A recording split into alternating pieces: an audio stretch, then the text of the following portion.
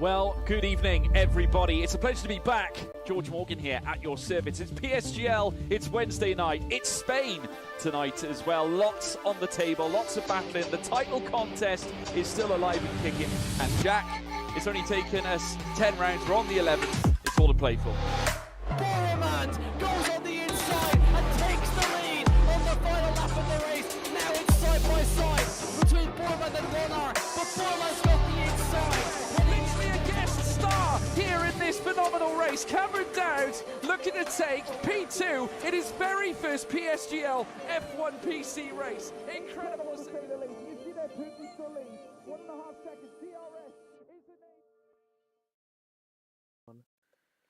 Good evening, everybody. Welcome back to PSGL yet again for another season of the E-Series Championship here for the qualifiers in Japan. And well, Josh, we saw last season's qualifiers and it was pretty hectic. We look at this season's qualifiers and it's even more hectic. I've had a little look at the teams. I think everyone's also seen them on social media. This is going to be a very, very interesting night. It's, you know, there's so much to lose, there's so much to gain for all these teams here tonight. And it's not as if it's like a certain track where it might be a little easier. It's Suzuka. It's a very demanding track for these drivers. On a mental level, thinking about braking zones, corners. Not only that as well, but it's challenging for the engineers to really try and dial in the setup to try and get fastest lap times. I mean, on top of that as well, the amount of talent we've got stacked in the qualifiers, you know, dare I say it's unheard of, because every single grid, every single group here tonight, out the three we've got, there's talent flowing through everywhere.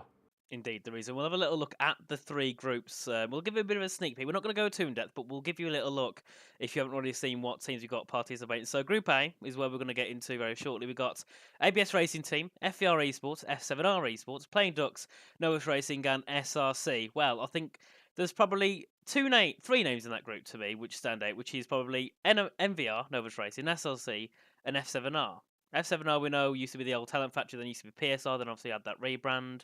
Novus Racing, bigger on the, I'd say the Xbox side more than anything. They've recently moved over to PC.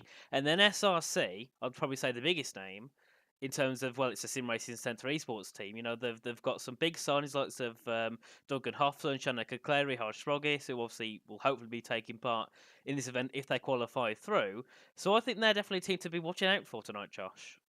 Yeah, I mean, talk about underdog story. At the start of this week, it wasn't even a thing, was it? And then, you know, seemingly out of nowhere, our lovely friends over in the Sim Racing Centre, which we are very gratefully partnered with, ended up chucking a couple things together, and before you know it, bing bang bosh, they're competing to try and qualify into E-Series, and you know, I think it's a fantastic underdog story if they do manage to do it, but it's not going to be easy feat by any means at all, because like you mentioned, F7R, FVR, Novus, I mean, there's so much talent here as well. I'm looking at the lobby at the minute. I mean, even the likes of Patrick Demacia and JS there as well for playing Ducks, they're no easy pushovers. This is going to be a very interesting night, and I just can't wait to get into it. I mean, thank you as well, Richie, for having me alongside you for this.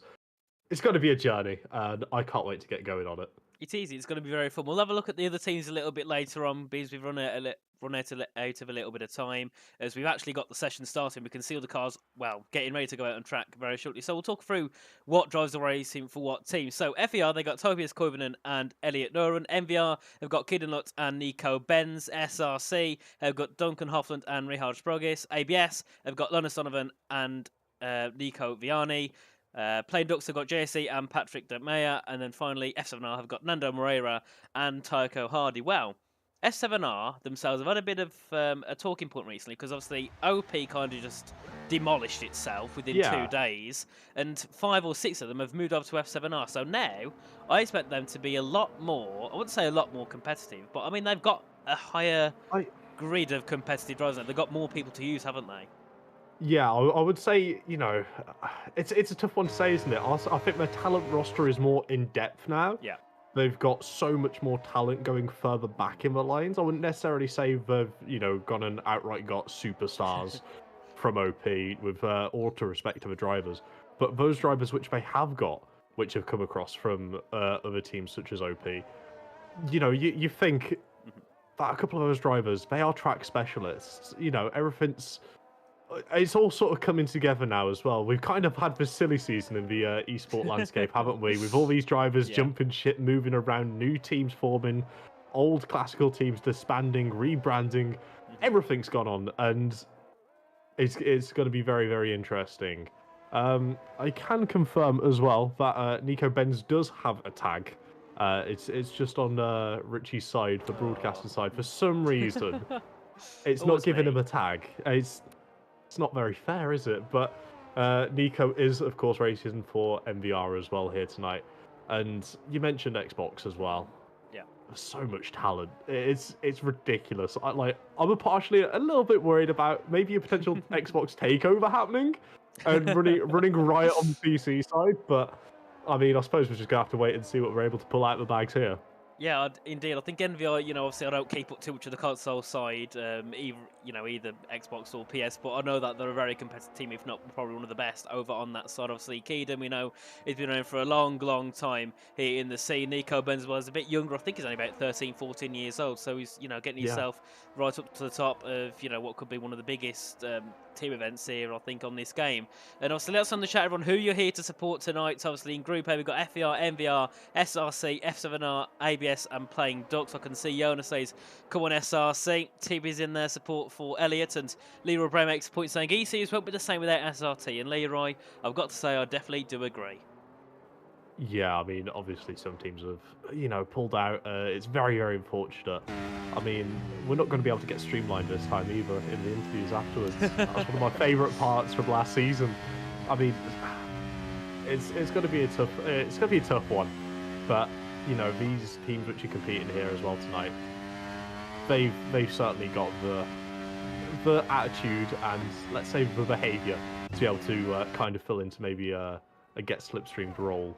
Definitely, indeed. As we have Nico Benz, our first person on a lap time here for the series qualifiers. We'll see what he can do on this opening lap. At 30.8 was his first sector. His teammate just a couple cars back. He got, I think it'll be Nando Moreira in the middle of those two. As Nico Benz now heads down in towards the spoon curve.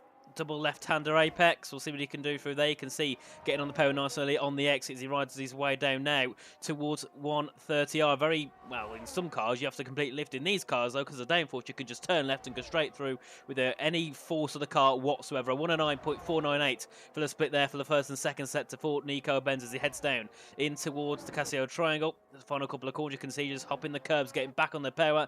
Very easy to lose the rear, but he does a good job of saving it as he comes through at the final corner up towards line. What will it be for Nico? With 25.874 opens up the session. Then it will be the teammate. It'll be Tiger Hardy back into the pits. He doesn't set a time at the start. And we can see Keelan up there with the 26.3. He will need to find an improvement as Elliot goes into second with the 26.046. Then we've got a few more cars to come. 130 arms. We can see Linus Donovan into third place with 1 minute 26.252. And then we'll see a few more cars come through. It'll be Nico Viani into third for ABS with a 26.070. Split in the two will be Patrick Mayer there. As Nando Moreira goes quickest with a 0.813. And we'll see what can Duncan Hoffman do. Can he find a lap to go quickest? No, he can't. But he will go into third with a 25.902. So not the most ideal start for S7R and Playing Ducks with both their drivers entering back into the pits. And a big surprise for me is definitely JSD. I've been watching him recently over in many different leagues, and he's normally one of those who's fighting for, top positions. I know here it doesn't, we're not going to a race, but still, it's ideal to be, having those really quick laps. You can see Richard Sprogis there into fourth for SRC. So SRC having a very good start here to the qualifying session for the E-Series Championship, and ABS as well, sitting in 6th and 8th. I think still, Josh, this is going to be very, very close qualifiers, won't it, at the end with the combined times? Yeah, it absolutely will be, going on the average time from the team as well. It's going to be so challenging. The last thing you would necessarily want is, like, maybe F7R could be a bit of risk for if Tycho doesn't end up getting a lap in. Surely he's going to take this lap a little easier, not invalidate it, just make sure he's got a banker set up, because the worst case scenario is that you just leave it, because if a driver doesn't set the qualifying time, it's going to be very difficult to make an average between the two of them. It will. To say the very least. It will be numerically impossible.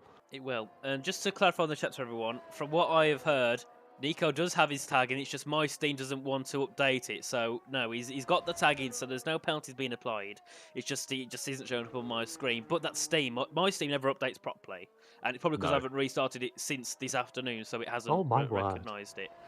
But yeah, Steam's trying to get MVR penalty. Brilliant. Yeah, you're going to have to, look after your Steam a little more. I mean, mine was turned on again, 20 minutes ago? Gave it a cheeky little refresh from last night. But no, I mean, all the drivers, they've got their tags. Stop penalty hunting in chat, guys, as much as we do love it. Let's not try and get off on the bad foot to a team which could potentially qualify into the E-Series here. And I was going to, start a poll for the fastest for Group A. And, out of the 4 choices that you've got for a poll, I can't pick one. No, I think everyone can do it. Yeah, no, it's because we would end up leaving 2 teams out, but the amount of talent which is here, you just can't write them out. No, I think...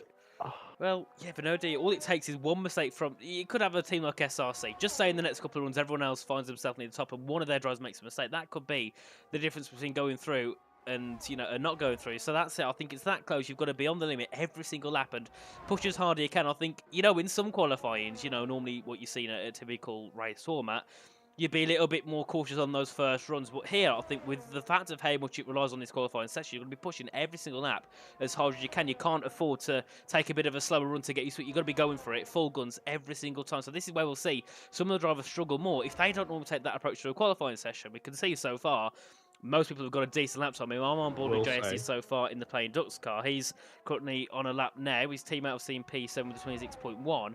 And I think that they definitely both need to make a decent improvement, because that definitely will see them, I don't think, anywhere near going through. I'll tell you what, you will need to keep an eye on F7R as well, because Tycho's at a purple first sector, and he's looking to try and push this now to go green for the second sector, if not purple again, because the pace he's got in this McLaren is absolutely ridiculous. I mean, he's almost a household name to those who tune in every week to PSGL here. He's been here for since I started. he just keeps performing, and he just keeps getting better, which is the terrifying part. And there we go. A 125.819, 6 thousandths off his teammate, and I mean, it looks like F7R might be the team to beat if we're able to keep this form up throughout the rest of this qualifying stage. Definitely, that is quite a worrying 2 sets of lap times, isn't it? Obviously, with a 0.8 for both of them, that's what, half a tenth quicker than Nico in third. Then it's just a tenth ahead, or just over a tenth ahead of Duncan and Richards for the SRC team, as JSD pops himself into the middle of those two with a 9.12. Obviously, Patrick definitely needs to improve on his lap time if he wants to get closer to his teammates and try and get them through. Because I think even on a 0.9, you're not safe. I think it's going to be that close, and the lap times are going to be that. You could see maybe 2 or 3 teams separated by a tenth of a second. I know it happened last season. I think at one point last season in Qatar, we had 2 teams with the exact same time.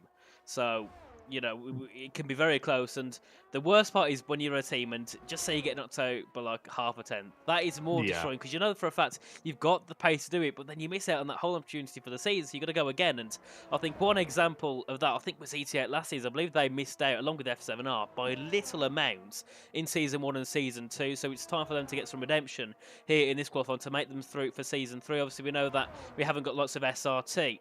And we haven't got the likes of Room here taking part. So we know for a fact there will definitely be at least one new team taking part here in the championship, as long as Donovan has a big tank snapper coming through the exit of the taking the curve. So he's going to be definitely probably down, or at least not up by much on that lap. So I'm going to go up to have a look at, we'll have a look at Keaton. He's coming through in towards the hairpin currently. We'll see what he can do in this second sector shortly. Couldn't see what his first sector time was. We went on to him a little bit late, so we'll see what he can do in this middle. But obviously he also needs to find an improvement to 26.3. He's nowhere near safe. He needs to find 5/10 on that lap if he wants to get himself currently safely through. Obviously his teammate Nico, he's currently in third on 25.874. So yeah, there's a lot of time needed for Keenan, but I have a feeling with that lap time he's made a mistake and he's still made another one. He's spun round, so that's not good for MVR. That is not very good at all. No, they needed that. They just needed to slowly keep building on the lap time and just chipping away bit by bit, you know, each lap, and just slowly whittling it down to the very best. Because this is the sort of time where drivers feel the pressure. They need to perform at such a high level because the competition here is so tough at E-Series. It's outrageous the level of driving that these guys are on. Yeah. I mean, you'll look at it and you might think, oh, he spun there. That's a rookie mistake. What? It's because they're pushing their car so much. As I will just say as well, Nico Ben's going purple in the middle sector, improving by half a tenth of a second, which could be looking to try and put him in the P1 slot. As Topius as well decides, you know what? No, I'm going to improve by a tenth. Brilliant up there from Topius. It would have been a provisional lead there as well for Nico Benz if Topius didn't swipe in with a little cheeky moment. But I believe we've got the SRC boys coming across the line, and Duncan with a 25.677. It's getting quick here. It is indeed. We've got Rihas Rose coming through as well. He's on a 0.9. What can he improve to as he heads up towards the line? Will be a 0.758. So still the two SRCs very close together in the times there. But this time it's 80 thousandths separating Duncan and Rihas, sitting first and third with a 0.6 and a 0.7 mid. We can see Nico Viani come through, but he's left. He's down on his time by 2 seconds. So he must have made a mistake in that first sector. But yeah, I think MVR here, if they had Keaton where Nico was, they'd be in a very good position. But now, with Keaton down there, they've got to hold on to some sort of lifeline, because it's going to destroy this team's chance of getting through towards the E-Series season. I think SRC are looking, I think, more than comfortable at the moment to try and work their way through, but we never know what can happen in the next lobbies or even at the end of this session, because Topius there with a 0.749, that's a brilliant lap. I didn't expect that to come through by him. So yet again, anyone here could probably set lap time similar to that, if not quicker. So we'll see what the rest of the session can unfold. But F7R now obviously sitting down in 5th and 6th. Nando was down by 13 thousandths in his middle sector, then obviously must have lost time in the final, so went back into the pits. Tycho Hardy is on an 8 lap along with JSD as well. They're going to see what they can do in this next part of the qualifying session. We'll see shortly how long we've got left, but I don't think there's too much left of this qualifying session, so I don't know if the likes of Tycho and Jay can go out again. I'm not sure how long we've got left here. No, I believe there's about 4 minutes, 4 and a half minutes left. So it'll be tight, won't it, going in and out again? Very tight. But of course, as well, having this different run plan as well, it could affect necessarily how they're going to be able to manage it, whether the cars are going to be coming back in the pits at the same time cars are leaving as well for the next runs. There's all these little things that the engineers have to think of and just calculate to make sure there's going to be no overlap and no time wasted, so Tycho can get back out on the grid after he's finished this lap. But I mean, looking at the way the car's handling through Sector 1, it is something else, isn't it, watching these cars with the ground effects go through the S's here at Suzuka. I mean, it's like watching a train. It's absolutely insane, but on rails, to say the absolute least. You can see him just about clipping the grass there as well before he ends up stretching it out, running it nice and wide before he ends up bringing it into the hairpin. And now, I don't know whether they've updated the game a little bit. I don't know whether the meta slightly changed, but I'm seeing an awful lot less sliding of the cars going through that hairpin in comparison to what we saw last time we was at Suzuka 3 Series. Yeah, but then again, I think it could be the fact of, yeah, I don't know. I think the sign's very RNG, isn't it? So sometimes it works, sometimes it doesn't. So I think it just, you know, if it happens, it happens. If it doesn't, it doesn't. I think that's kind of what it is. But we can see Togo Hardy now coming down towards 130 up. Well, somebody can do in that second sector up by half a tenth. That will put him into the mid-.7s if he can improve any little more in this final sector. So we'll see where this can put the S7R of Togo Hardy as he comes through in towards the Casio triangle. Towards the line, what will it be for the S7R driver? Will it be enough to put himself into that top 3? Yes, it will put him into second with the .726. Very competitive there from Togo Hardy. JSD, though, heading back into the pits again. So a driver that I normally see with very good lap times in qualifying started to struggle here in the series qualifiers. Now, is that a bit of pressure getting to him? Maybe you know, there's a lot to play for here, and it seems that he's not able to cope with it too well. Or it could be the fact that this track is one of his worst, and that's what's been chosen here for the qualifying. Obviously, Patrick Detmeyer, obviously still on that 26.1. I think if anything, now you need to be in the .9s, .8s at least to have a chance of making yourself through in towards the E-Series Championship. I think another team that are kind of in a sticky situation is FVR. They've got a .7 for Topius, but a .0 for Elliott. Definitely going to knock their average a little bit down, or at least knock their combined time down a little bit. We can see pretty much everyone out on out laps, apart from JSD and Duncan Hoffland. I think Jay might be able to get himself back out now, if he can get his tyres changed quickly. Duncan's just coming out the pits. We'll have a look. He'll be out first, and I believe it will be, yet again, one of the F7Rs this time. It'll be Nando Moreira, who's currently in P6. Yeah, Nando had a really good lap last time as well, slight improvement. And you know, it really just goes to show that maybe a tenth, it's not a lot of time in the grand scheme of things for a 1 minute 25 lap time. But the fact that the grid is so competitive in this group, let alone ignoring the other groups and what lap times they're doing, this group as well, it's so tight here as well. And then you start adding into the factor that, you know, in Group B, you've got the NLR, ETA, Vroom, got them there. And then Group C, you've got Thomas Enge, Shazoo. I mean, realistically, we could be looking at, as you mentioned before, maybe not even a tenth, maybe a couple hundredths, maybe even 1,000th, separating who ends up qualifying through into E-Series, as Tycho's retired there in the pits. So that'll be his run done. He doesn't think he can improve. He doesn't have the time to improve as well. But I do just want to really quickly point out in the chat, we've got WR Super Knight, who's joined the PSGL Superfan. Thank you very much. And he says, Nico Benz is on fire. And you know what? I have to agree. He's been absolutely fantastic. But here's Nando coming through the Casio triangle. We'll see what he can do on his final run in the session.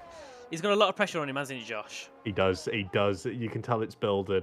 I mean, teammates retire from a session. He knows now that he's just got to find an improvement wherever it's going to be. He's got to keep it within the track limits, and that'll be the key part.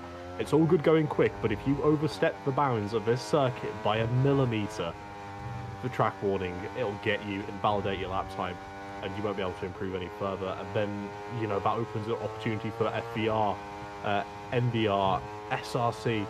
You know, maybe even playing Ducks as well, opens just a little window there where they could potentially end up moving it slowly forward and end up getting caught out, and that's the last thing that these teams want.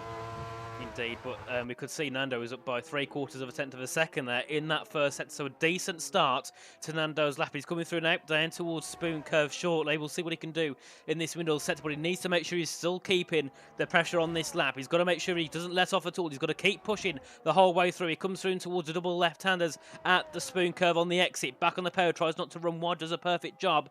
Now he's coming down towards the 130R section. This is where you'll be sitting here shaking though, and this is it. 2 more corners to go. He's up by a tenth. That will put him on a 0.7. Could put him up in towards second place, near where his teammate Togo Hardy is. 3 corners left to go. The Casio triangle throws a car in, gets back on the bow. This time he made a mistake. Beautiful. This time he doesn't. He comes through towards line. What will it be? Fernando, as he heads to the line, it will be P2 with a 0.707. A few more cars coming through. We've got Patrick with a 0.9. That's not the best time. Neither is Linus with a 0.9 as well. That's not going to see them safely through. As Richard goes quickest with a 0.609. Duncan's up on his middle sector as well. We'll keep an eye on him as we got the 2 of the MVRs coming through. Nico into second. Where will Keaton go? Can he find an improvement? He's up by 2/10. That won't be enough unless he can find something in this final sector. He goes up into P7 with a 0.8. We've got Soul cars coming through. We've got Topis with a 0.628. We've got Duncan as well. He's spun. He's made a mistake down. at the final part of the circuit. We've got JSE as well. What can he do? Can he find an improvement to try and find Playing Ducks away through in towards the E-Series Championship? He comes through, head to the final corner. What will it be for JSE? To the line, will pop in himself. I think it was only P6. So, well, that was chaotic, Josh. Absolutely was identical lap time. Having identical lap times as well towards the front of the grid with Nico, Benz, and Rehard setting identical lap times to match. But, that is absolutely ridiculous. And it really just goes to show the level these drivers are on, finding everything inch perfect to set a 125.609.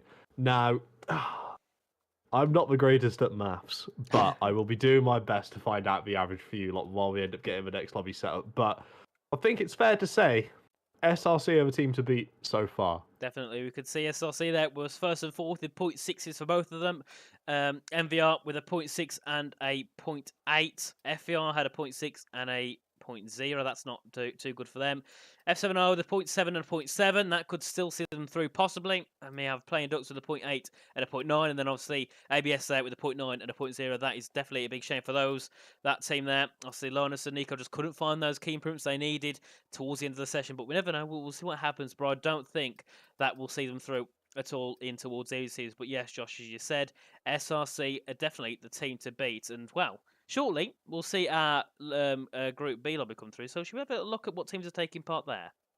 Yeah, sort of. You know what? Why not? Why not? Let's have a little gander.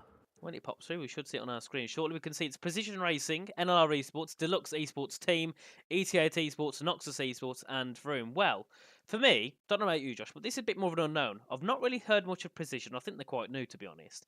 Deluxe Esports Team as well. Haven't really heard much about them. Neither Noxus. So 3 teams there. Bit of an unknown going to this session. Obviously, Vroom isn't meant to be on there because they're not taking part. So, sorry about that. Vroom isn't here. So, obviously, the 2 teams that I know definitely in this lobby is ETA and NLR. And NLR as well, a team that have been in that midfield multiple times, losing out by a couple of tenths of a second. ETA alongside them, losing out by a tenth or two a second in both season 1 and season 2.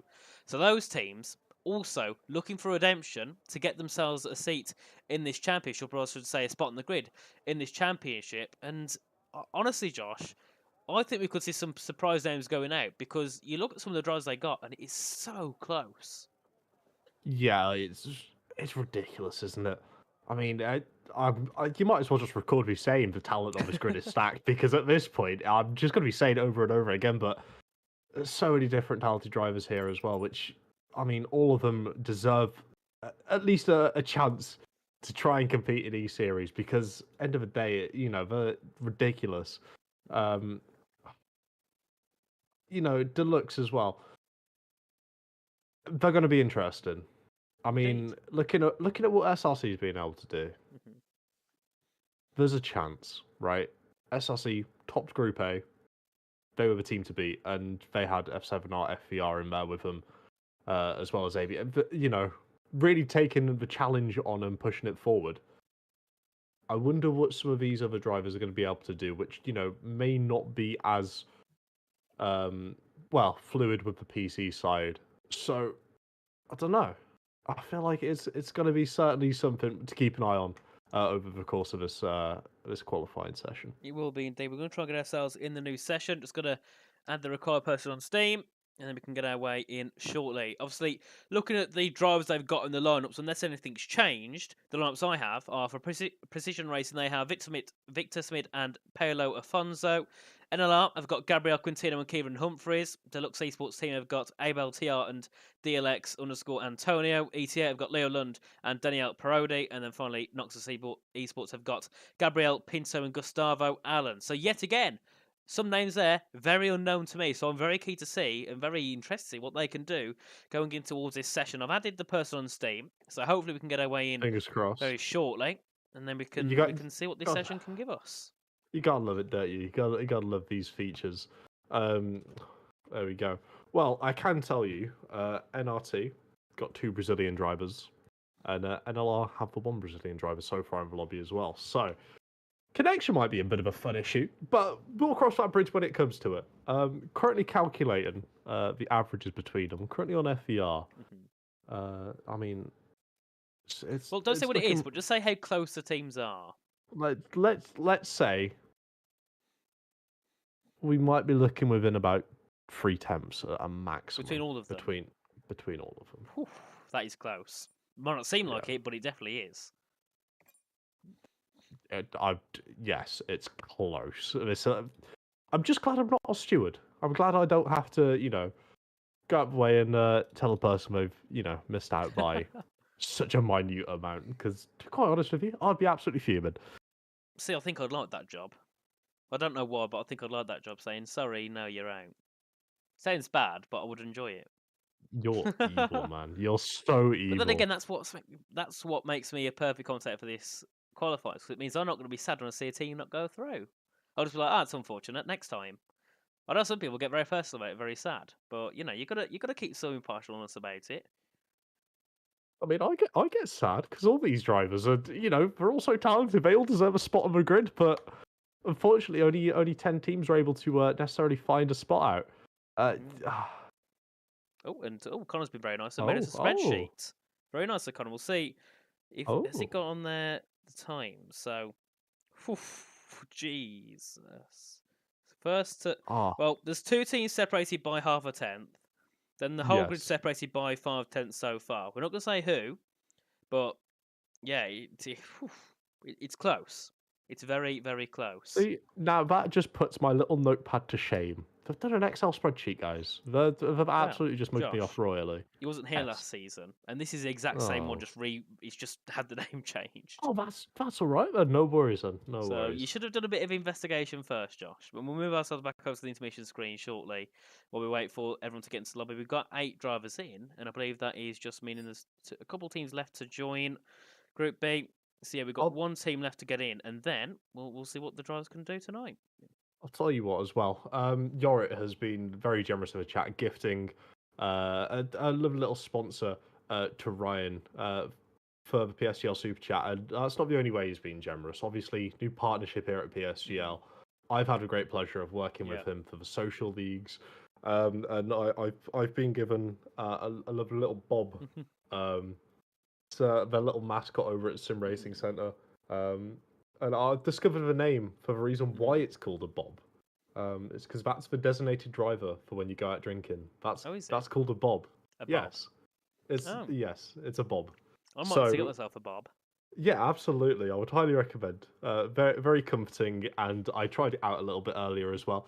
Helped me with a FIFA game of all things, and then I thought, you know what, I'll try it on F1, and I was actually within, a minute of Jarno's time trial. A minute? That's quite good. A minute. I know. Considering within a minute of Jarno? Remember that? Yeah, right. You didn't lap me. I got disqualified before you overtook me properly. And you tried to crash me out at Stowe because he's like, you're not going to have them if I was on the grass sideways. I saved it and got P2, but it could have ended. I was on a controller. It was very difficult.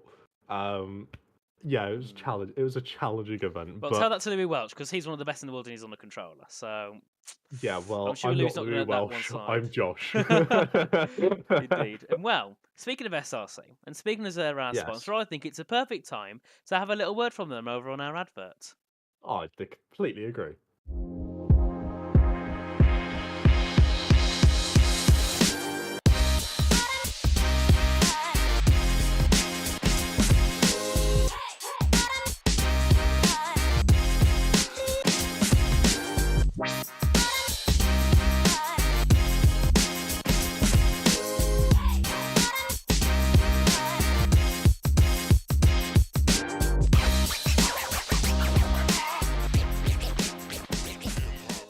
And we're back. I see Bob's got a few fans in the chat as well, both on YouTube and on Twitch. Interesting. We've got Alan as well. I presume that's a driver because I didn't know we're also naming we're giving them all like old British people's names. We've got Alan, Bar, but no, I presume Alan's the surname of someone who is in the session, which would be, I believe, Gustavo Allen, who's racing for NRT. Not to be confused with Gareth Allen. That's a completely different person. A brilliant commentator.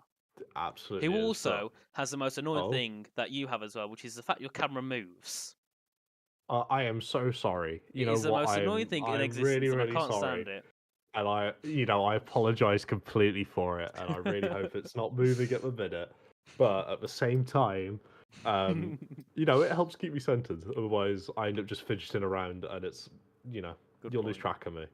I'll be like Omi, and I'll be walking around my room. Exactly. Yeah. If you've ever had the joys of watching an F5 stream we do here on PC side, Omi will just walk around his room. Yeah.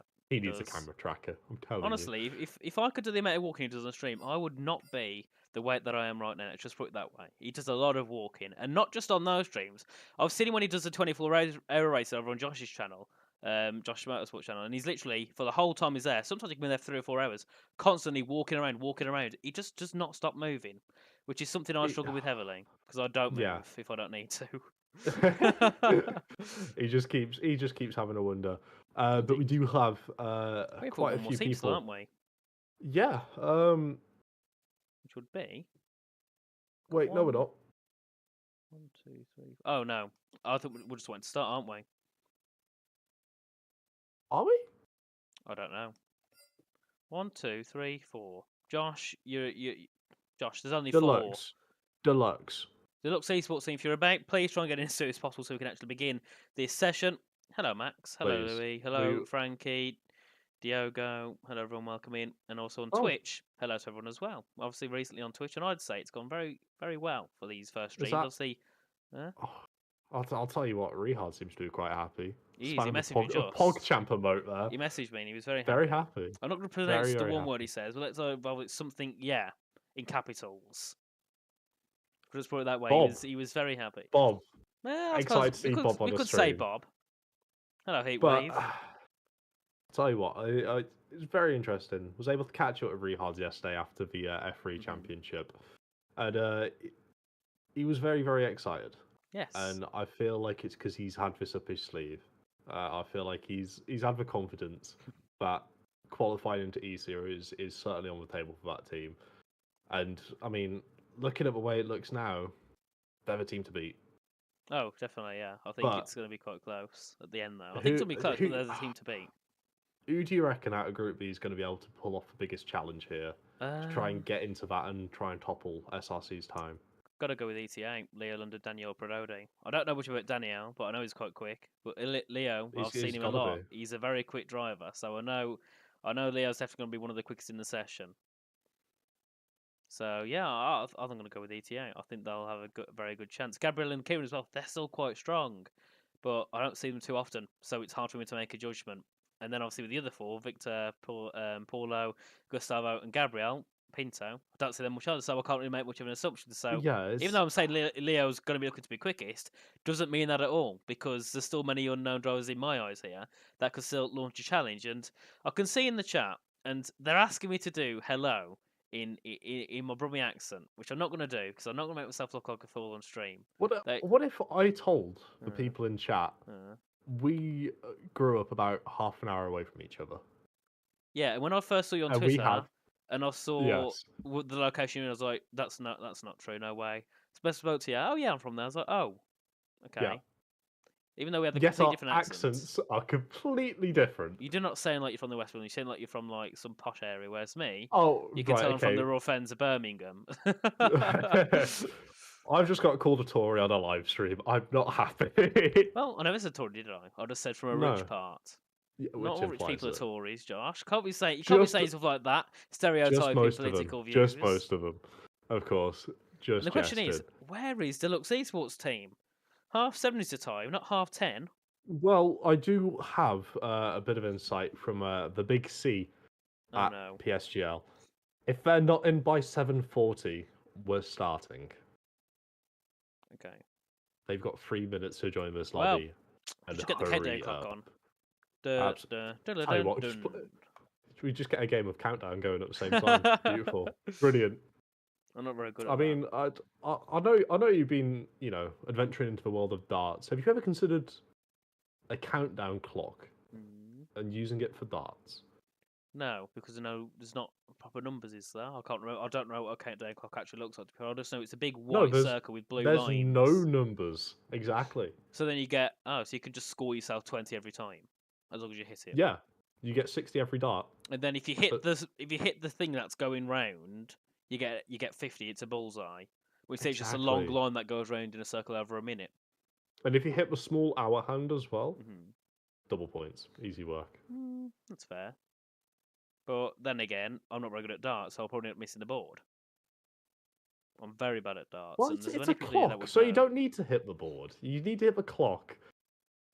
Yeah, which is now I'm very sad.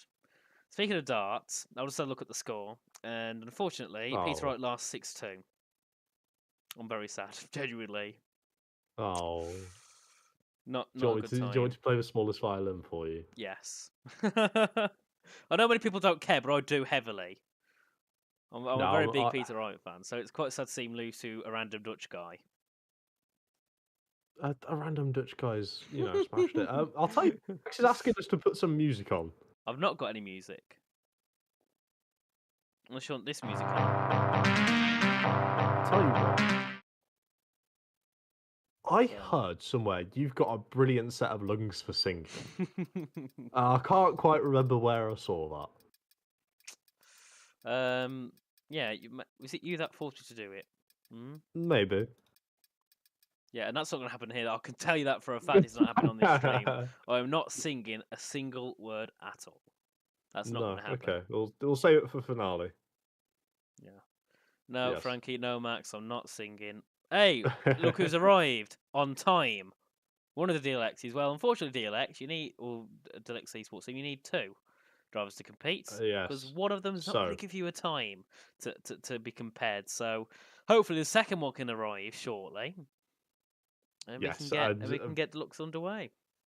Deluxe, apparently, according to Connor, have been moved over to the 8 p.m. lobby for Group C. Oh, so that guy needs to leave.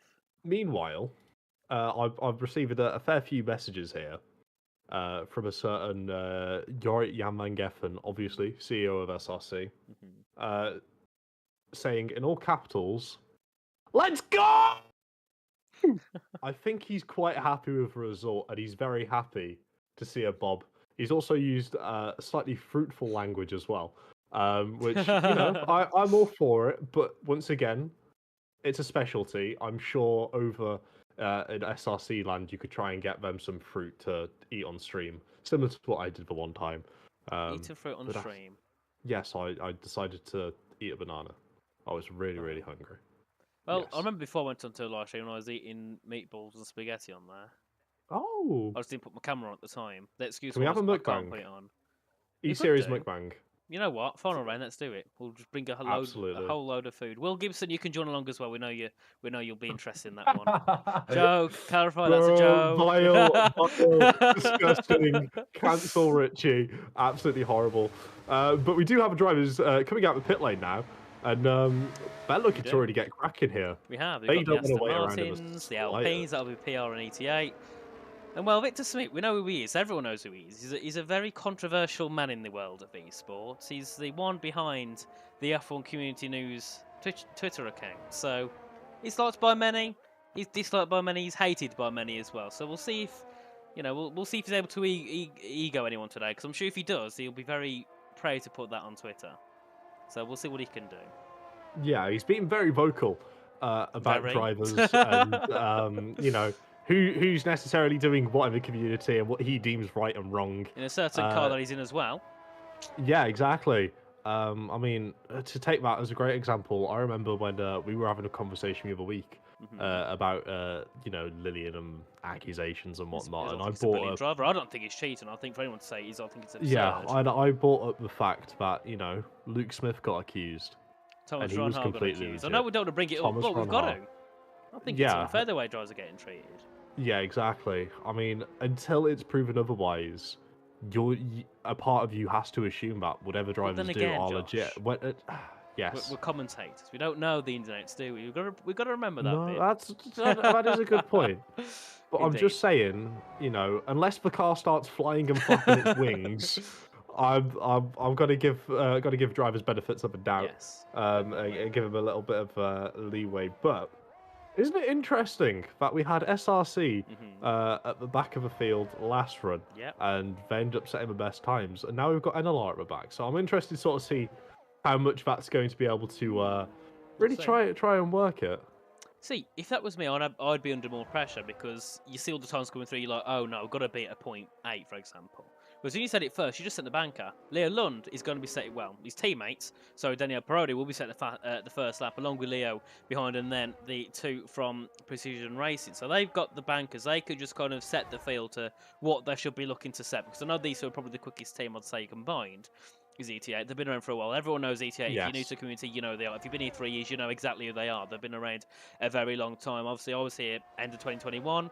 They was around way before I was even here. So, you know, we all know ETA. Yeah. So I think we all know that they deserve a spot here in this championship, but they'd never be able to get it yet. Season 1, missed out by a little bit. Season 2, I think they missed out by 1 position. So they still haven't got that chance, but I think tonight could be the time ETA get themselves a spot here in E-Series. Absolutely. I mean, I remember, right, first ever commentary thing we did together, it was another team championship, back in the Yonder. And I remember the first thing you said to me was, do you know the community teams? And I straight up said to you, I don't really have a clue. I know roughly who does what for where, but I don't know the teams as a full fold. And you turned around and said to me, ETA are damn well quick. And I'll tell you what, they've lived up to that for the year I've been commentating so far.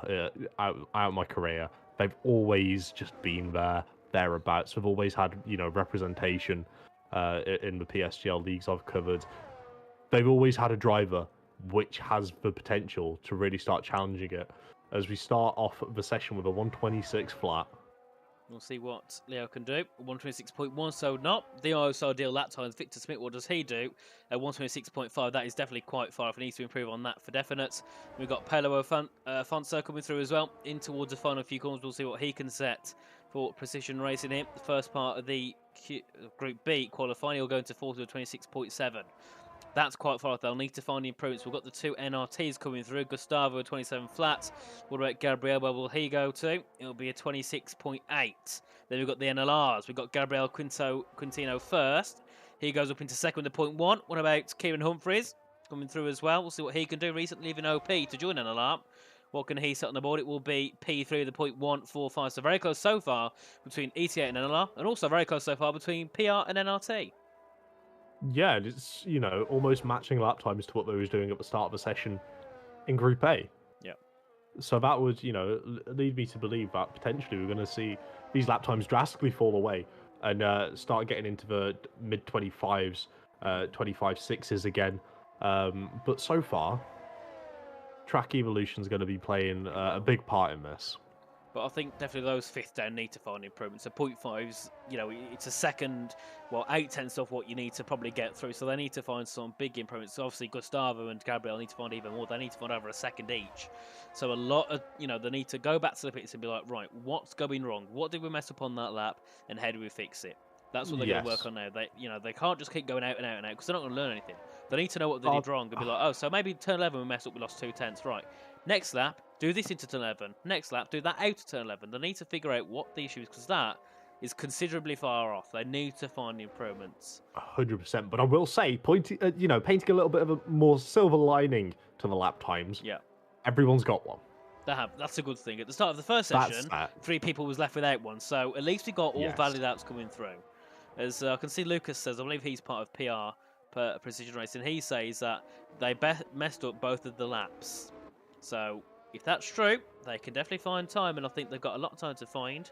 Obviously, let us know yet again here, guys, who you're supporting in this session, whether it's NRT, PR, ETA, or NLR. Let us know who you're here to support tonight, both in the YouTube and the Twitch chat. It's nice to see viewers in both platforms. Obviously, welcome to everyone on Twitch. It's the third stream here on the show. We had F1 on Wednesday, F2 yesterday, and E-Series here tonight. So make sure to get yourself into the Twitch chat if you haven't yet, and have a little bit of a look what it looks like on the purple side of the internet rather than the red side of the internet, as we can see. And Leo says, I'm not used to seeing PR in a different car than RB. Yes, because PR used to be Pioneer Racing, didn't it, before they so they frauded themselves for qualifying, even though there's Velocity Academy at the same time. I remember that happening. I was like, Pioneer Racing, but after round 1 went over Velocity Academy. Why the hell did you qualify as a question? You should have just said you should have just said before with Velocity Academy, let us in. Fine, but no, you decided to make it a little bit harder for yourselves. Well, then that proves you more. And you can see in the Twitch chat, Jess says it's a PSF1 title decided on Twitch this Monday. So yeah, I don't know who's fighting for it because I don't keep up with the PS side, but I know for a fact PSF1 always has a good title decider at the end. I remember watching it a couple seasons back. I remember watching it last season. We're not going to talk about that, but the season before it was very, very good. Yeah, I mean, it almost seems like every title finale at PSGL is really good. Hopefully, fingers crossed, we'll be able to get it down to the wire for this series as well, which I feel like could be very, very interesting. Of course, given prize pools and everything for the series as well, it's going to be a mammoth task. See, Josh, we talk about these teams here, but you got to remember, we've also got teams that are already qualified. We've got Race Clutch, I think RHG, Yes. Williams, Ferrari, that are all making it through. So this season's going to be very good. It's gonna be good. It's gonna be tough, And that's what we like. I kind of hope Ferrari don't do a last season run away with it, because I think by round 3 we knew Ferrari was going to win it. It was just a matter of waiting for them to cross the line and be like, right, we've got enough points. It was the Monaco Grand Prix, the one I jumped in I for, remember that. when it And was when Dylan completely full wet, and everyone else went full wets. Ferraris went on intermediates, and they made their way through the pack from the back of the grid. Dylan Warren ended up going from P20 to like P4 in 2 laps or something ridiculous. Yeah, it was absolutely ridiculous. Absolute joke. But we do have the PR drivers, the Precision Racing boys, out currently in the lead of this second run they're going to be doing for Group B qualifiers here. So it'll be interesting to sort of see how much they're going to improve on their lap time. There is a poll in the YouTube chat, so you guys feel free to pop in your vote to who you think is going to be the fastest in this group. Of course, even if they are the fastest in the group, it doesn't automatically qualify, and they still have to beat the lap times from Group A as well.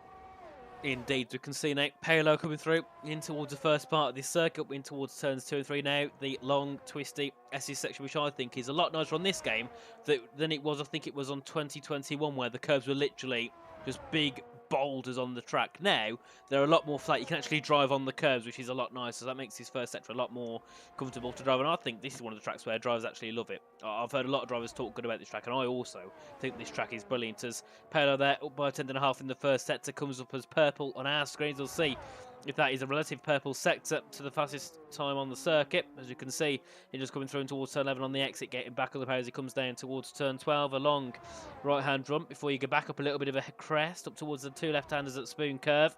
Turns 14 and 15, just want to throw the car in, down to 5th gear, get back on the power. You might want to shift down one more in towards the second bar, a bit more tight, but you get back on the power on the exit, run a little bit wide as you head through now towards the end of this second sector, and we'll see what it will be.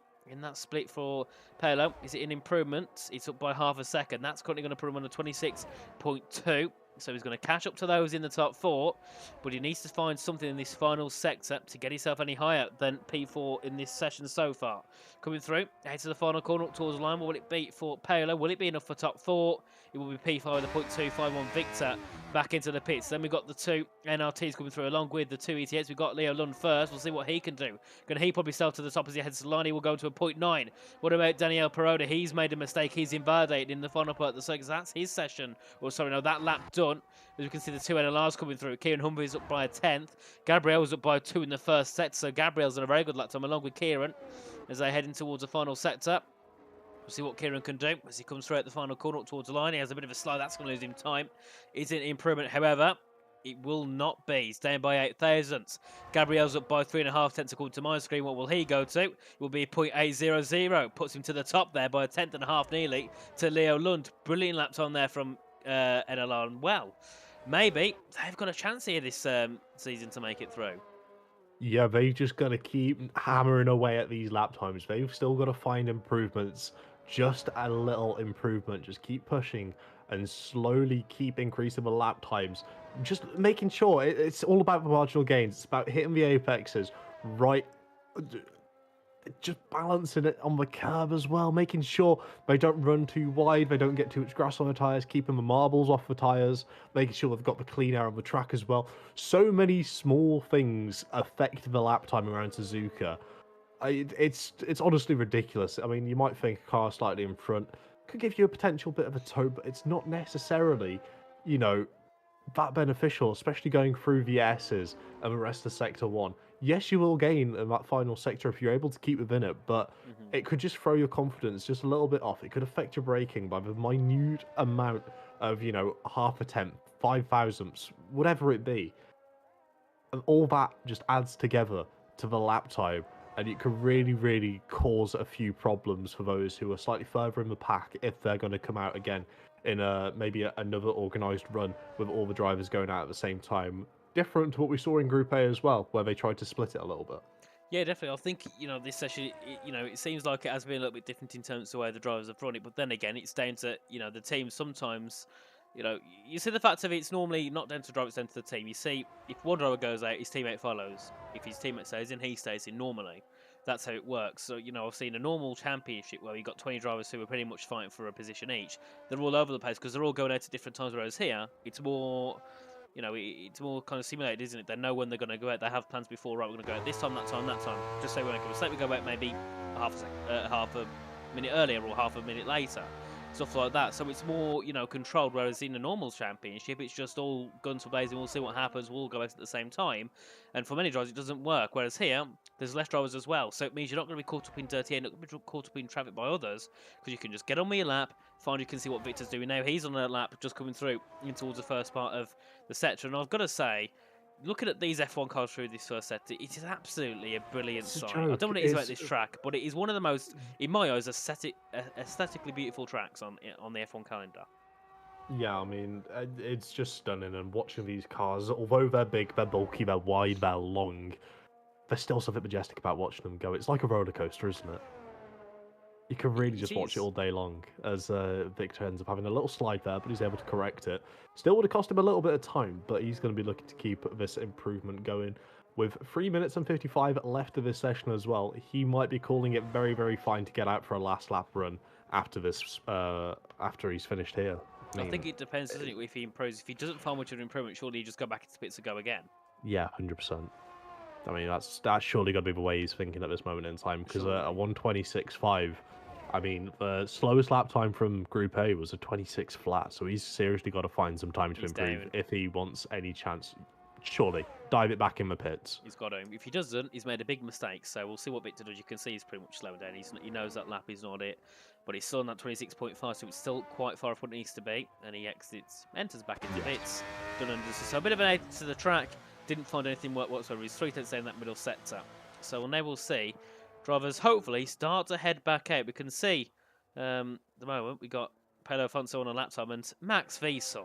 If you got to be that harsh, he puts lap times are horrible, bad from all. Max, it's a bit rude, isn't it, from the grandpa himself? Show some respect, please. Welcome in, Max. It's nice to see you in the chat as well. But yeah, Max, he's not holding back at all. Max, put your glasses on, mate, and make sure you can have a good read before you end up squinting your eyes and causing some permanent damage to them. Well, it seems people agree with him. I mean, I think there's improvements to be made, that's for sure. 100%. But I don't think they're bad lap times, because I'd probably be a second off either of them. So, no, I mean, they're not bad laps, but there's definitely improvements needed. We'll put it that way. Mama told me not to lie. Come on, Max. Stop throwing your mother under the bus. Here we are. He has an excuse every time, doesn't he? He does, and that's part of the reason why we love him so much in this community. It is. He didn't need one last night, did he, to win in F2? No, he didn't. Just won easily. Then again, I'd like to see Max qualify here. Max, maybe you should come and qualify. Under more pressure, you might not do as well. These guys have got a lot of pressure to go under. Remember, you, lucky man over at TF10, also qualified because you were the best community team last season. So you can just sit back and relax and be like, haha, look where you are. You're not going to make it through. We can sit here and watch all along, which is probably what all the TF10 are doing right now. Just sitting there like, yeah, we'll beat them. We won't beat them, but we might beat them. That's what they're going to be sitting there doing now. They're going to be looking to kind of, in a way, hunt their prey, looking what they're going to be facing up against next week at Baku, Josh, which I've got to say, first of all, oh, dear me, what a circuit. So whoever put the calendars together decided on trying to go for absolute carnage, I think. And I, for one, am absolutely here for it. I cannot wait. Similar to Leo Lund, he absolutely bolted this outlap to get in front of the field, so he can get a little bit of clean air and get his lap time sorted, as he'll be heading down this main straight, heading into turn 1, turn 2. before ending up approaching the beautiful Suzuka S's, and it's just stunning. It really is. The control they've got of these cars it's otherworldly. I think the Aston Martin's also a stunning car. I think, honestly, it's one of my favourite looking cars. But we're going to ignore the fact that I support Fernando Alonso, but I generally think it is a beautiful car with the green. It's just magnificent. And also, it doesn't look as bad as the others. All of them are just black cars. This car's actually got a bit of colour on it, so that's why I like it as well. But we can see now what Leo can do as he heads in towards turn 11. This is the final runs in this session to find themselves a spot for the E-Series Championship, which starts next week in Baku.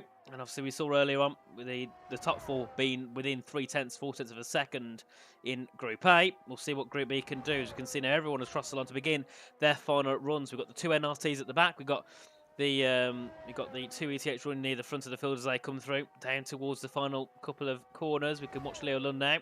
We'll see what he can do in that second sector. Is it going to be up by anything? It's going to be up by 0.2 of a second. So that could put him on a 0.7, which would be very nice for ET8. But then again, he's still got the Casio Triangle to go. Probably the most difficult part of the circuit to get right. Trying to cut the corner, he has a big slide. That's going to lose him time unless he corrects it well on the exit. He comes through up towards the line. What will it be for Leo Lund? Will it be a 0.5 or 0.6? It will be a 0.6 there. Brilliant lap time there from Leo Lund. Then we've got coming through, I think it will be Paolo. We'll see what he can do. Can he improve? He goes into second with a 0.7. Brilliant up there from Paolo Afonso. Then we got through will be Daniel Peroda, who's made a mistake. He's done on that lap time. That could be definitely ruining for ETH's chance in this championship. We've got the NLR coming through of Gabriel Quintino, Josh. Let's see what he can do. It's looking good. It's looking very good. He ends up with a 25.7. They're slowly, they've chipped away at these lap times, and this is where it's going to come to fruition. As Kieran Humphries ends up with a 26 flat as well.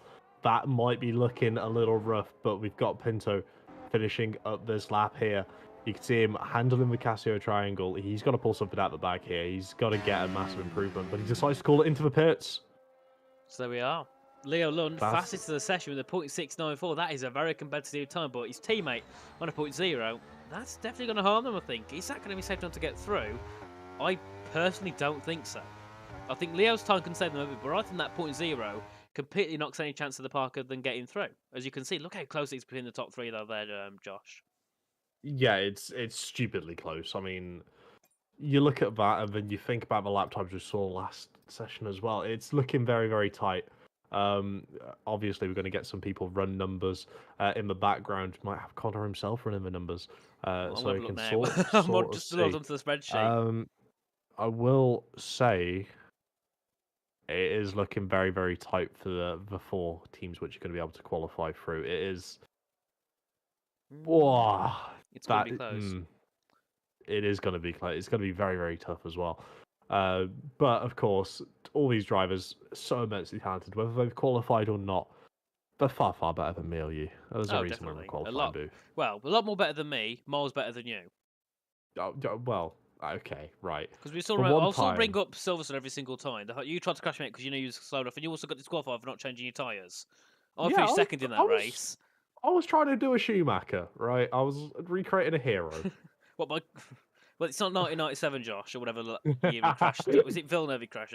We're not there. Which one? Villeneuve or Hill? Because you did it twice. I remember he did it once. I don't remember he did it twice. Yep, no, we did it both times. Too young. You're a little bit older as well. Wow, okay, right. So not only are you abusing my incompetency for driving... Right, I'm looking through. Times are coming through there. And, well, big shame for one team. I'm looking through. Definitely a very big shame for a team there. And Josh, you know what team that is, don't you? I do. We're not going to say what it is, but I don't want to say it until we end up getting the rest of these results through. We need to wait for Connor to update because they're still sitting in P10, which they shouldn't be. They should be a little bit higher than that. So we'll see. Absolutely. We'll see what it. We'll see where they'll place, but I don't think it'll be the top four.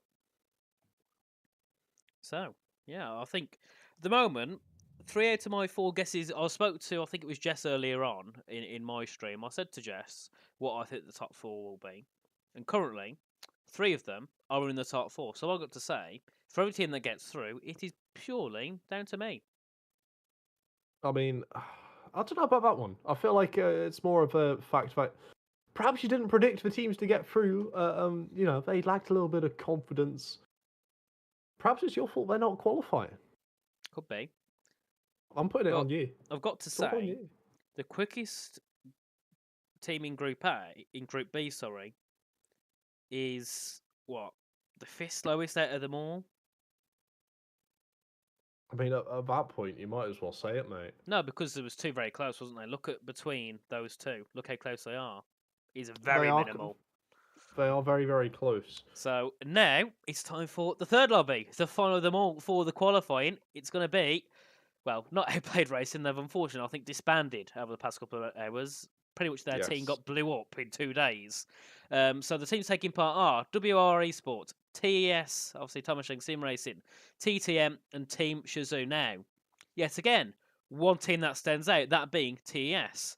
They are, last season, the quickest qualifier. They had the best time. Franek Moraviak put a stupidly good time in that Qatar qualifiers.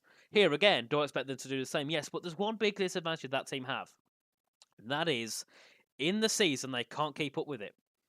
In the season, they don't put drivers that are of the level that they had in qualifying. Yes. That's the issue they had. Last season, we saw them finish 9th. Or 7th, I think it was, something like that. We know they deserved a lot more. Because they're quick enough to do it. But the issue is the consistency is just not there. And that's a big shame. But I think in qualifying, they're definitely going to get themselves through. I think they're definitely a name. I'd say, if I was sitting there at the bookies thinking, right, who are we going to bet here? Who are we going to chuck a tenner on? It would be TES, I think, out of them all. I mean, it's the logical thing to think, and right? of course, Obviously... they had my favourite driver driving, Peso. He's the best driver of all time. So that is also why they're going to get through. Because I love Peso. He's a brilliant guy. Jan Harday's also known as. When they don't qualify, and we're going to bring it back to this moment, you're going to be put on a darts board, mate. You're going to be public enemy number one for TES. Don't worry, because they're going to qualify, Josh. Don't you worry one bit. They've got the fastest person from last qualifier, Franek Moraviak, and then they've got the legend Jan Harday, which is like just putting Lewis Hamilton in the lobby. Absolute legend. Does he hold up for it with results? No, but he's still my favourite driver. And Tibbs says 6 teams auto qualified. Yes, 5 esports teams being Williams, Ferrari, Race Clutch, RHG, Veloce Academy, and TF10 being the one community team that was quickest. So, yes, 4 teams have a chance to get through. Yes, 15 signed up. But enough of glazing TES. We've got Shazoo in here, who are also a team that have been around for a long time. They've got Tom Roberts and Eruption. Tom I know decently well. Eruption, never really seen him much before, so I'm keen to see what he can do. Then obviously we got TTM with is it Rene or Rene? Don't know. It's one of the two. Klein, along with Pascal Sengbiel for TTM. They're a team that I believe are very competitive over on the Xbox side. I'll see a few of their Twitter posts on Twitter. Then obviously we got WR, a team which have had such a big downfall in the years, and that's not just a talent. It's just you look what it was. I think 2 years ago. I remember seeing their lineup and it was absolutely stacked. They had multiple drivers there that are in esports, but now the team just took a big dip. And that's not saying any drivers are bad at all, because they're not. They're all very good, but they just haven't got that, pro series driver level that they had. So it is quite a shame to not see WR where there was before. But then again, we've seen them qualify for championships, so they can all do it again. And I know Elias Saros a long time. He used to be back in QRT when I was there, and he was a very quick driver. So I don't see him too often. So that could be why he's maybe not be what he was. But I know he's a very quick driver. Obviously, one of the I'll say probably one of the quickest Greek drivers. I don't know many. I believe that is the Greek flag, so I presume he's a Greek driver. So yeah, we'll see what he can do. But already, Josh, is it just me, or does it feel like this has gone incredibly quick? From the third lobby already, we've only been live an hour. It has. And do you know why I think it's gone so incredibly quick for you? Why? Because I believe it might be because you're sitting in probably one of the comfiest gaming chairs around. Indeed, and that will be the GT Omega chair. And that is a perfect time to say to everyone, we'll be back in a minute. We're going to have a word from our sponsors over at GT Omega.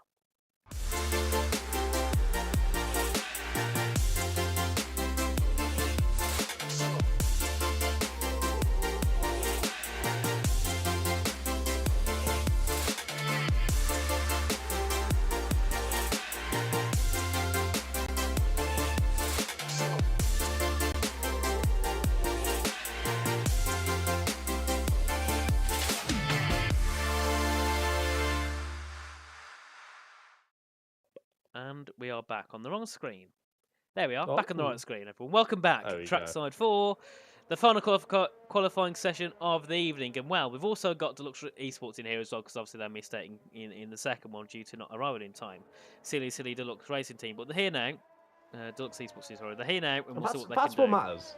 Exactly. They could have just said, you know what? No, we can't be bothered. Or Connor could have said, you know what? You miss your time. That's it. Goodbye. But no, Connor was very nice and decided to let them move lobby so they could actually turn up. So we'll see what they both can do here. But we've got Droz on track already. We've got the 2 TTMs in the Williams. We've got the 2 WRs out on in the Red Bulls, and also we got one half of the Mercedes out for Shazoo, which is Tom Robertson. I know Tom very well.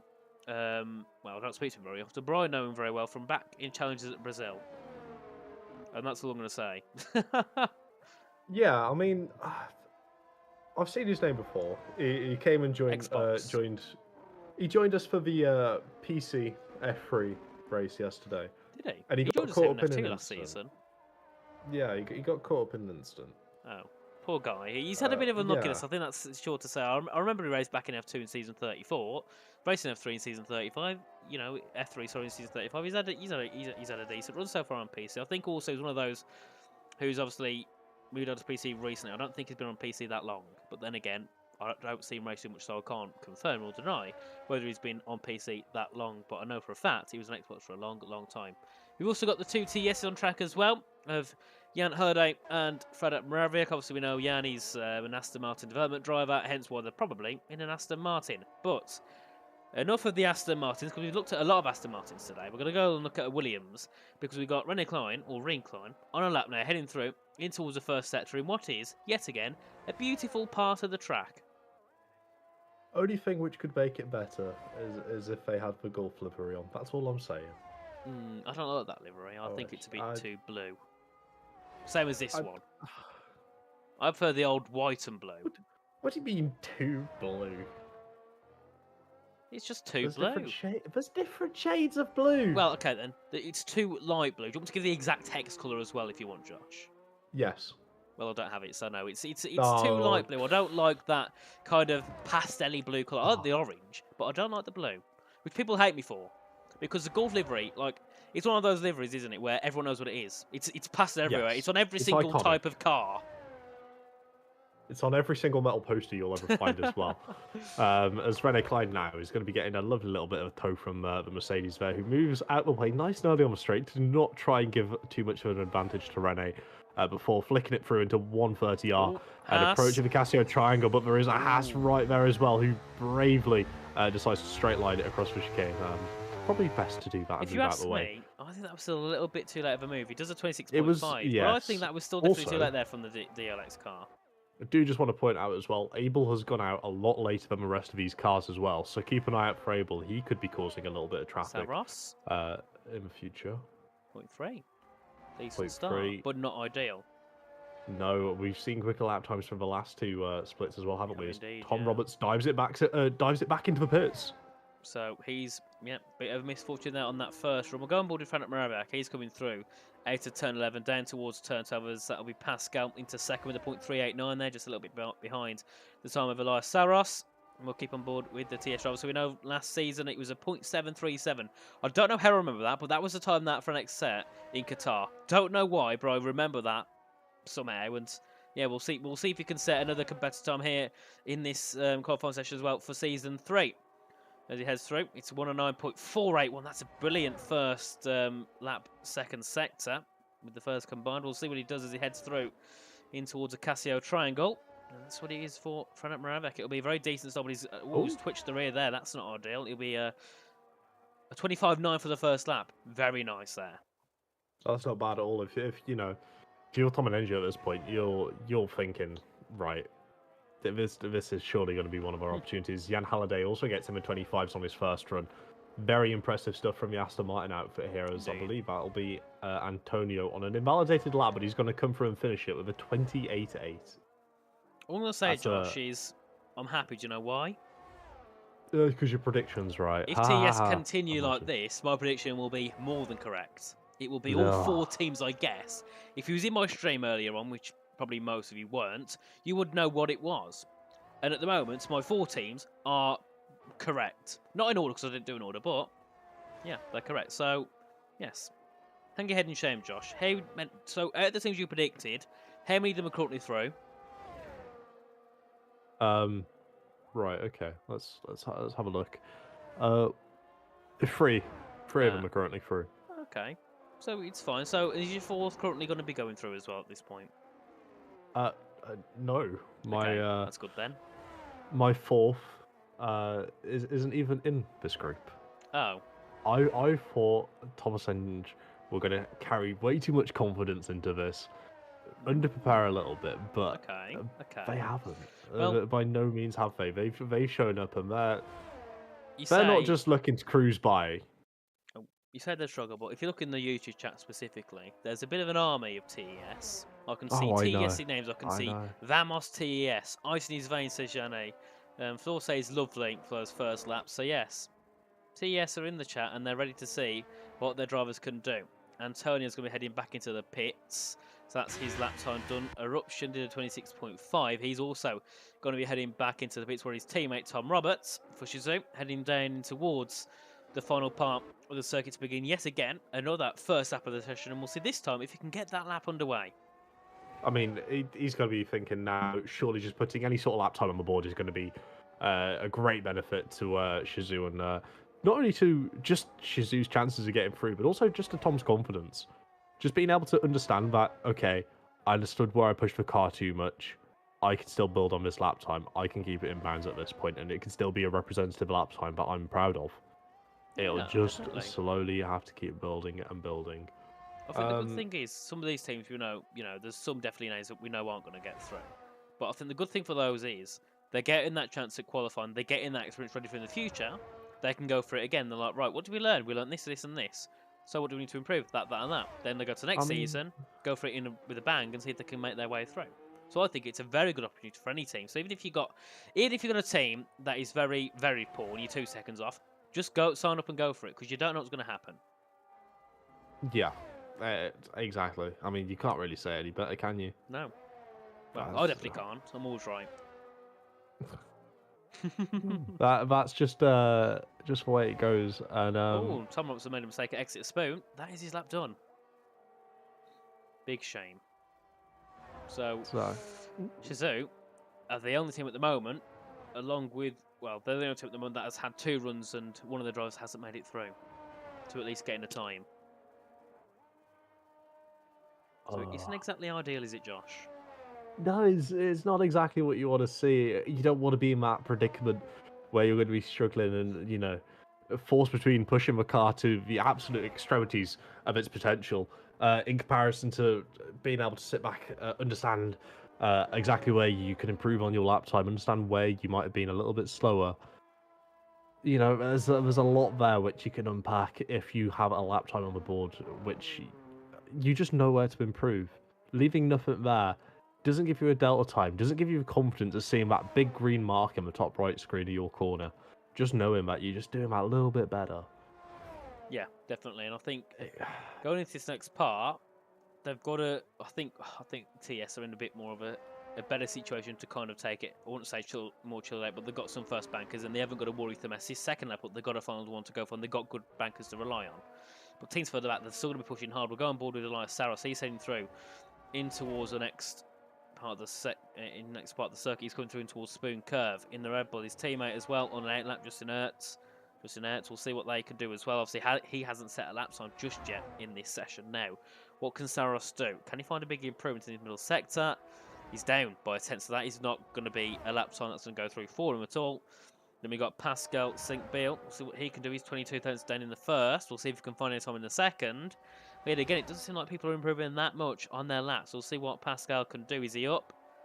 He's up by 11,000. He's up by something. But being up's better than being down on your side. So we'll see if he can find anything in this final set that can bounce up a few positions, or at least bounce up an extra position in the qualifying. As he comes through at the final corner of the Williams for TTM. What will it be for Pascal?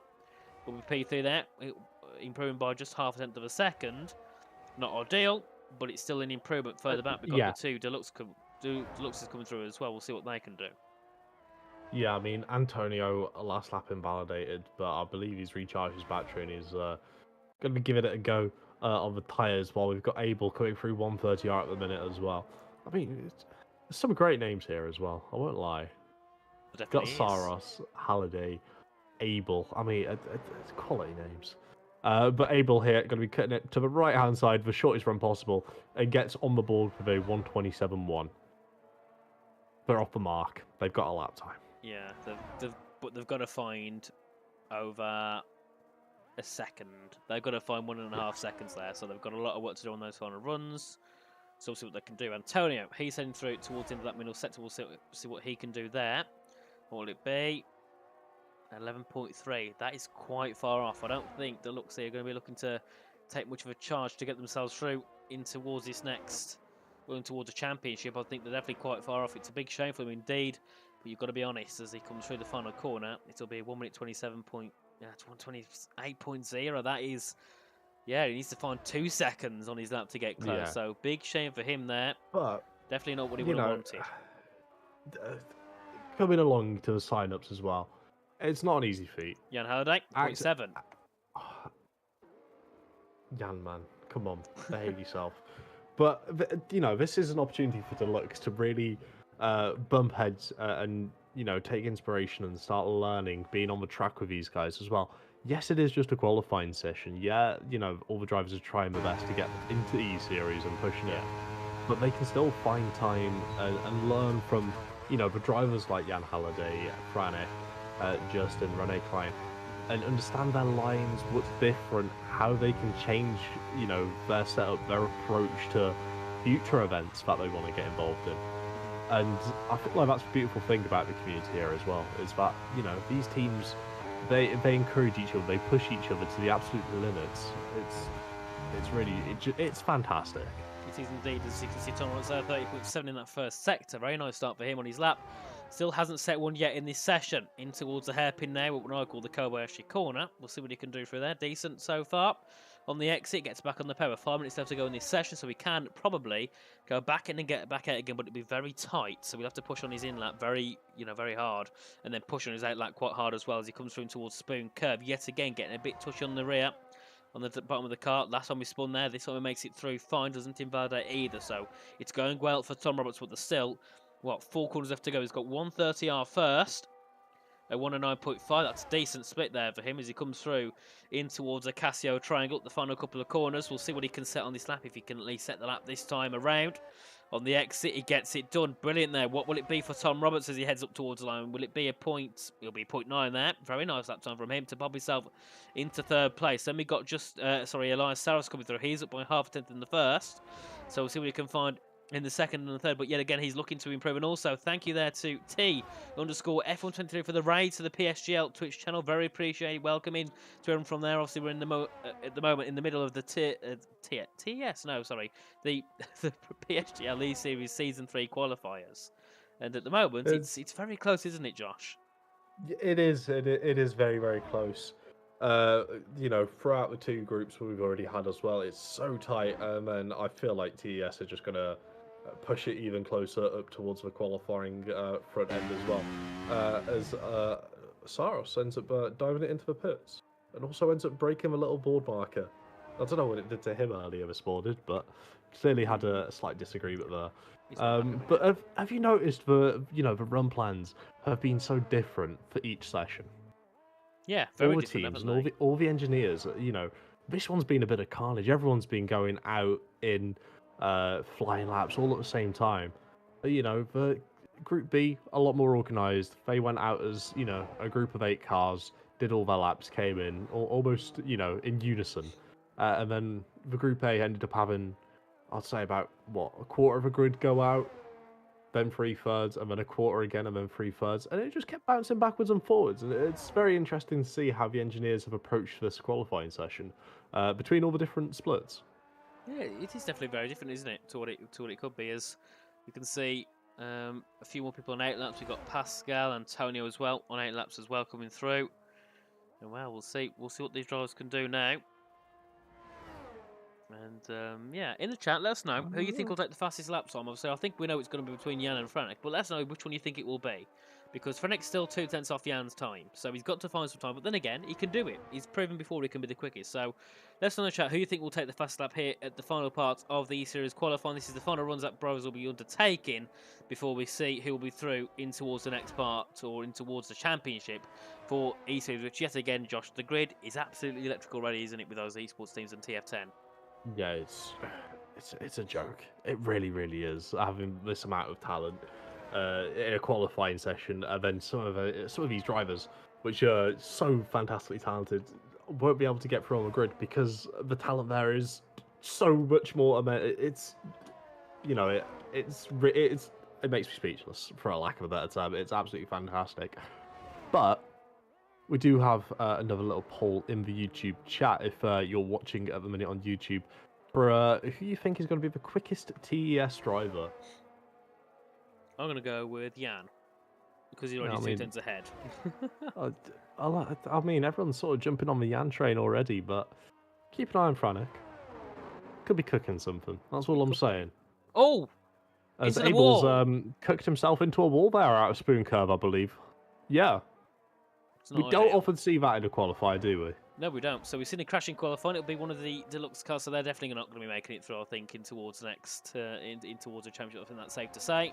We've got Pascal, though, for TTM on a lap time. He's coming through in towards the next part of the circuit. That first set up the sees up a bit of a hill at the Dunlop curve before you get ready to switch yourself to the two Degner curves at the two right-handers. And we'll see what he can do in that first sector. Will it be an improvement? It will be up by a 10th in the first sector, as he heads now down in towards the next part of towards the hill at the hairpin. We'll see what he can do here at the moment. Obviously, TTM on the best times, but they're consistent. They're consistently well. I think the leads will be within the top 8, top 9 at the end of the qualifying session, unless they can cook something up in these next 2 laps. We've also got Jan Hardy starting to run along with his teammate Frank Maravek as well on runs, but we'll keep our eyes on at the moment of the TTM of Pascal as he comes through in towards the Spoon Curve. We'll see what he can do here. Very nice there, back on the pair early. This could be a decent improvement here for the TTM driver. Yeah, it's looking promising, isn't it? We'll just have to keep a little eye out for that yellow flag. Hopefully it ends up moving in time. Shouldn't necessarily disrupt them too much. I believe it's just one of the Shizou drivers getting ready to set their lap. They'll be moved out of the way as Pascal ends up taking a very aggressive line there, as we've seen throughout this qualifying session, using that inside curve, bouncing off it to get the car rotated slightly more.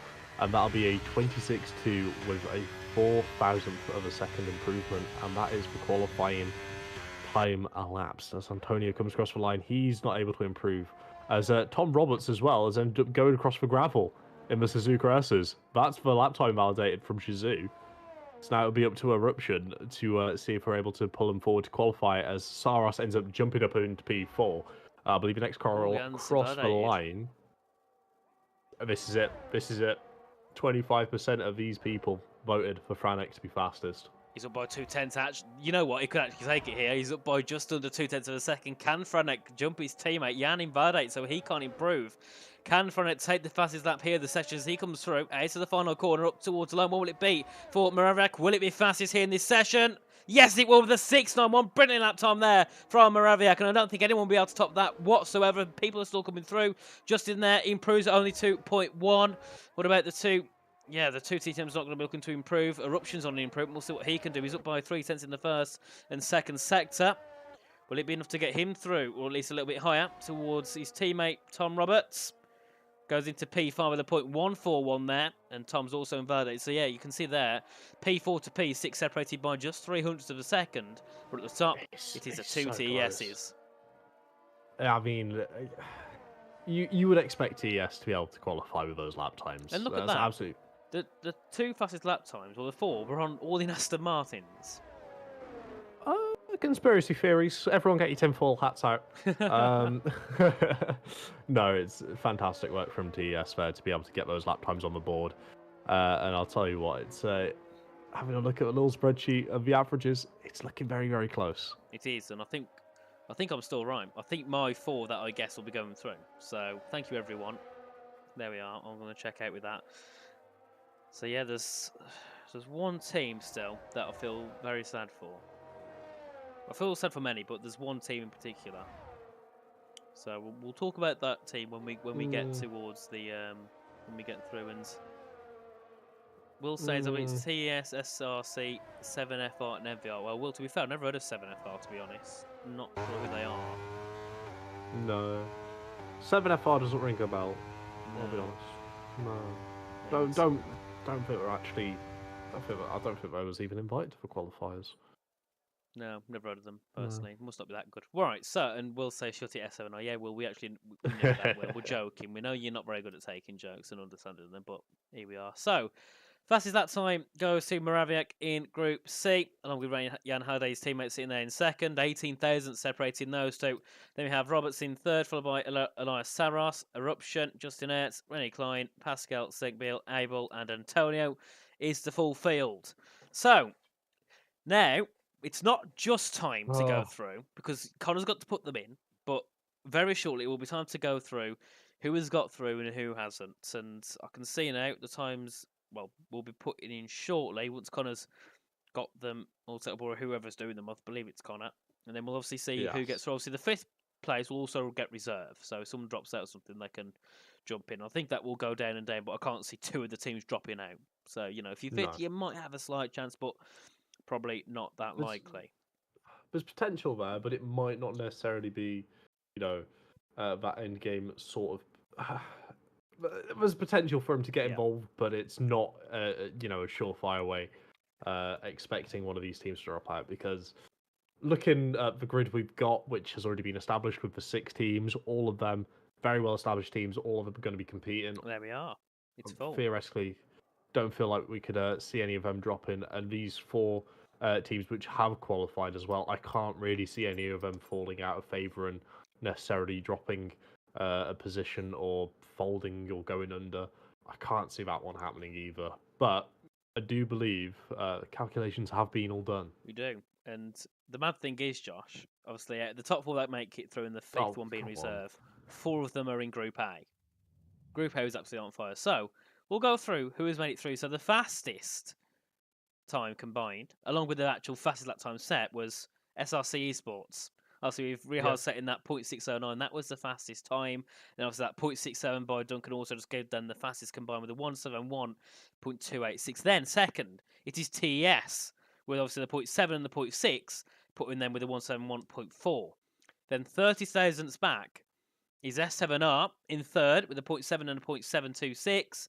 Then yet again another 30 thousandths back from them is NVR Novus Racing making it through into 4th position with a 0.6 and a 0.8. Obviously, they matched the time with Riaz, obviously, didn't they, at the first part of the session. Then the reserve team will be FVR there with that 0.6 and 0.0. So it could have been, if that second driver in FVR got a bit of a better time, even a 10th, that would have put them through in towards the championship. So FVR, for the 3rd time they've qualified, it's going to be the first time they've not made it through. And then the teams that unfortunately did not make it through, ET8, the big team I was talking about, big shame. I was expecting to see them go through. Obviously, that time from Leo with a 0.6. But then it was that second time that didn't get them enough to go through. Then we have Playing Ducks in 7th, NLR 8th, ABS 9th, and Team Shizou 10th, followed by WMR, Precision Racing, TTM, Noxus Esports, and then Deluxe Esports team at the bottom of the grid. And, well, Josh, just look at that. First down to 9th is separated by 8 tenths. It's ridiculous. It really, really is ridiculous. And looking at that there as well, there's so many drivers which set, 25.6, 25.7, 25.8, and just having a 26 flat wasn't enough to help elevate them further up the field between the two. It's so close. It's heartbreaking seeing some of these teams struggle and go out in a manner. I mean, take Playing Ducks for an example. 25.8 and a 25.9, and they weren't able to qualify by, what, a 10th? Mm-hmm. The slightest margins. It really, really is unfortunate for these teams, but they've come and showed up to the qualifiers. They've given it their all. They would have learned a lot from competing in the qualifiers, learn how to adjust, and we could potentially start seeing them maybe for next season's qualifiers and trying to get themselves involved in that manner as well. Along, potentially maybe, if necessary, filling in here and there if any sort of incidents happen on the grid as well. So it's not the end of a road for them, but it'll certainly be a learning chapter for these teams to start building on and progressing slightly further throughout the grid. Indeed, and well, it might be in the qualifying, but that's not all, because we have got the calendar, which most of you will know, but some of you might not have seen as well. Yet again, absolutely brilliant. We start off in Azerbaijan at Baku. Now that will be an interesting one. It's a bit of an odd track. It's a little bit too tight and twisty for my likings, but Josh, the rest of the calendar is absolutely magnificent, isn't it? Yeah, I mean, you think Baku, 90-degree corners, long straights, very tough, very challenging. And then we're going to go straight from that over to Spa. Historic. It's simply one of the best tracks ever built. Mhm. And then from there, we go to the new Spanish circuit, the Moto layout with that brilliant last corner. That'll create entertaining racing. And then from there, we hop into Paul Ricard, another great circuit for overtaking in this game. It's absolutely fantastic. Then from that, over to Austria. Again, another fantastic circuit. Loads of DRS zones, loads of overtaking opportunities, loads of hard braking, going up and downhill, creating so much potential for great racing to happen. Then, of course, we got the break week. And then we end up coming back for the second half of the season with Silverstone, Imola, Qatar, Mexico, Las Vegas, and then finishing it into August as well. How stacked can you make a calendar? Because this Well, is ridiculous. It is. It's, I would say, one of the biggest and best calendars I've seen in PSGL, and I've been here since season 30. So I've not been here too long, but I've seen, at least 8 calendars in my time here, and this is by far the best one. It is absolutely amazing, and it's nice to see Baku. We don't see it at all very often in league races, so I think it's nice to see that track making an appearance. Obviously, we've got Las Vegas as well. Brilliant for entertainment and racing. And then you got your likes of your Qatar, your Mexicos, your Austrians, which are always going to bring brilliant races. So I think this is absolutely amazing. This country, so whoever made it, thank you and well done, because it is absolutely brilliant. But Josh, it comes to a time where we have to say farewell to everyone in the chat, because we've reached the end of qualifying. We've revealed the calendar once again, and well, it's all down to what happens on the 2nd of February when we're back here for Baku. It's a very short wait, but I cannot wait to get started.